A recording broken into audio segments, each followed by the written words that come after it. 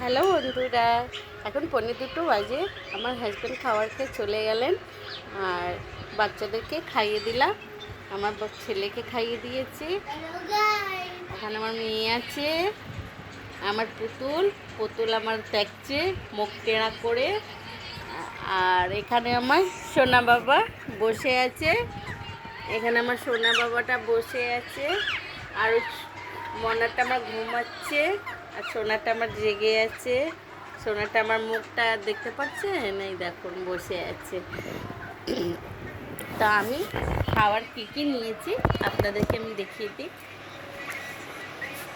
তো বলেছিলাম না, ডাল করেছিলাম। ডাল আমি খাই না, ডাল অত পছন্দ হয় না।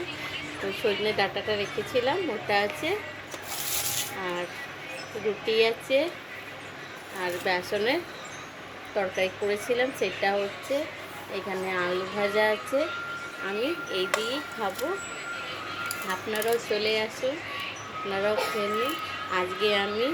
আজকে তো বুধবার, তো ঠাকুরের বাসন টাসন ধোবো, কাপড় জামা ছেড়ে তারপরে সন্ধে দেবো, তারপরে আমি নিজেদের কালীবাড়ি যাব। আজকে আজকে কালকে তো ষষ্ঠী ছিল, আজকে সপ্তমী। তো সপ্তমীর পুজো আমরা দেখতে যাব। আরতি হবে, আমার জামাইবাবু আরতি করবেন, আর পুজো করে এখনও ফেরেননি, ফিরবেন বাড়িতে। আমাদের এখানে আবার মালসা চড়ে খুব, 1000 টাকার ওপরে মালসা।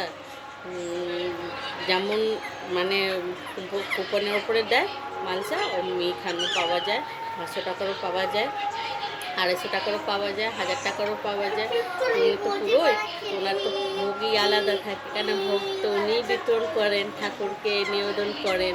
তো আমরা পাই, তা আমরা খাই।